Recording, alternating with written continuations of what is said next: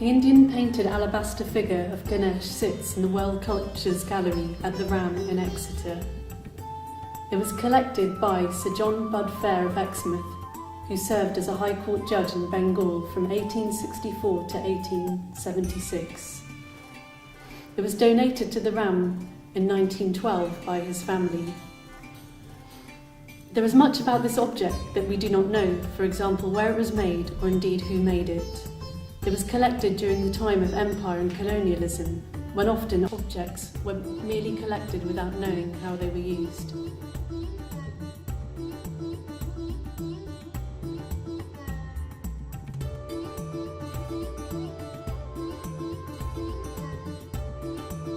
But today we know that there is much more to Ganesh than this museum record presents.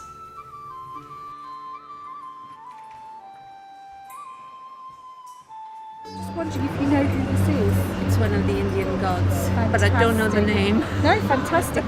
I recognise it, Yeah, but great. I don't know. Where do you think it might come from?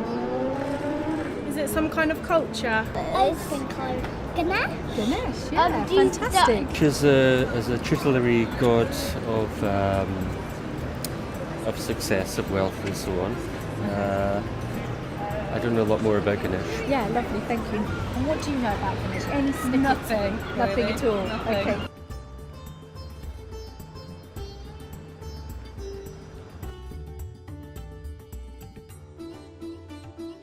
Ganesh, the elephant-headed god, who once was called Vinayak.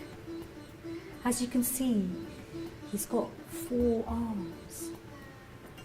And in some of his arms, he's carrying different things. And he has an elephant's head who has big ears. And they tell us to keep listening to everything that we hear and keep our ears open. And he has small eyes, which tell us to be keen observers, to microscopically look at life with keen and discerning eyes. And he has a big belly, lovely round belly, so that we can digest and hold all the information that the world and life throws at us. And you might notice that he's got a serpent around him as well. A serpent that tells us that life sometimes throws things that are not very tasty, that can be unpleasant. But actually, we have to learn to absorb those things, learn to work with those things in our lives. And hence, he's the remover of obstacles.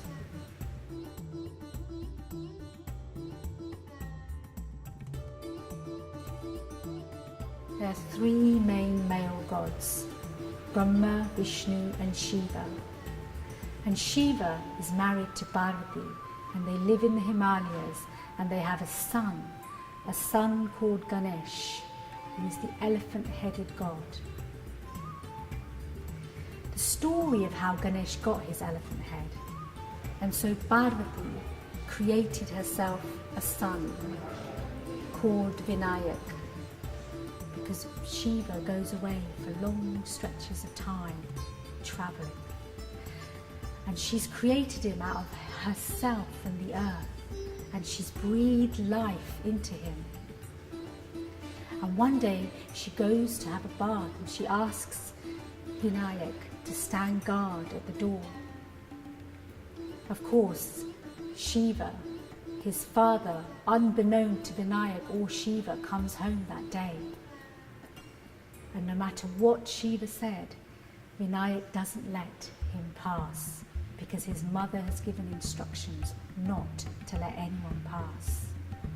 And so Shiva, one of the most important gods in Hinduism, gets angrier and angrier and angrier because this little boy is blocking his path. And in his anger, in a rash moment, he beheads Vinayak, his son. Parvati comes out hearing the commotion. She sees that her son is dead, their son is dead. And she cries out, "Are bapre, tame su kairu chhe? Tame apna chokra ne mari naikho chhe?" And And she says to Shiva, I will never speak to you again unless you bring this boy back to life, and that he is given an important place amongst the gods. So Shiva says, of course, please forgive me, Parvati, and he goes off into the forest looking for the first animal that he can find. And he finds a mother and a baby elephant. And he prays to the mother elephant for forgiveness, and he takes the head of the baby elephant and he brings it back and puts it on the head of Vinayak and brings the boy back to life. And from that day on, giving him his name, and one of his many names, Ganesh. And from that day onwards, all Hindus will always worship Ganesh, the god who removes obstacles, difficulties from their life. We pray to him if we have an exam, or if we bought a new house and we want to bless a good life in that house, or perhaps before people get married, the first thing that they do will be a Ganesh puja. And so that is how Ganesh, Ganpati Dada, Gajanan, got his name and his head of an elephant.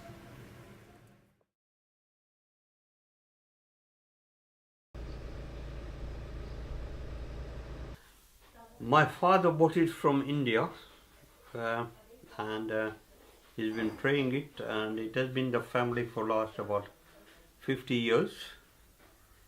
And when my father passed away in 2003, it was passed on to me, and it is invoked Ganesh, and we call it in Sanskrit it's called Pran Pratishtha, which is a ceremony to bring a sort of statue live to the life, and that's why it is a living god for us in the family.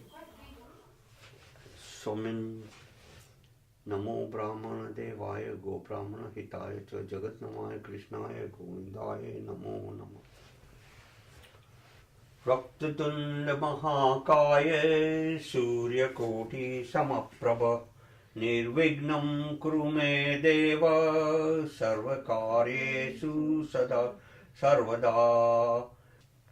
5 lamps represents the elements of the human body, what is made of, which is fire, earth, water, air and ether, and we submit ourselves to the Lord Ganesha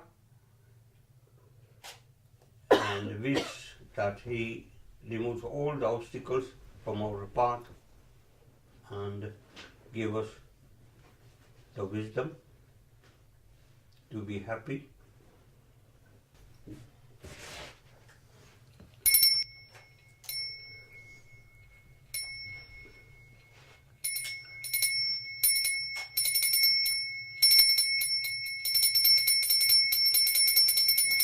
Jai Ganesh, Jai Ganesh, Jai Ganesh Deva, Mata Janki Parvati Sita Mahadeva, Jai Ganesh Deva.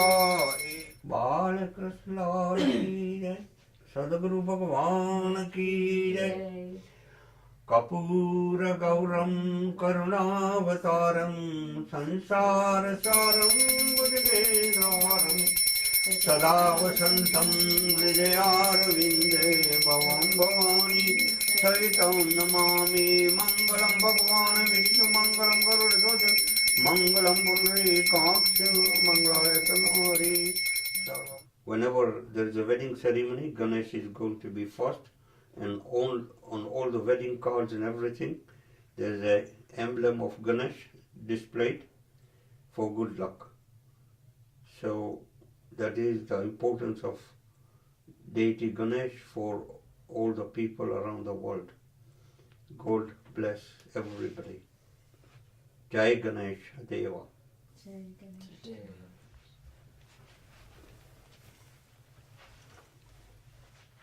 Offer some prasadam.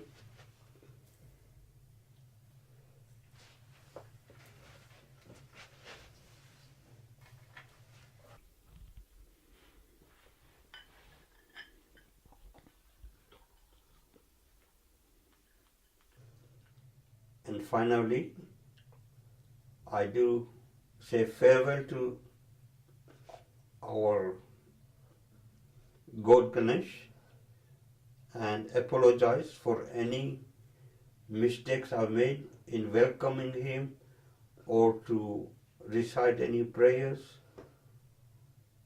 And he's big-hearted and he always forgives his devotees and children. So God Ganesh, I pray to you and I beg you that if I made any mistakes, please forgive me and accept my humble prayer as just a gesture of a child of yours.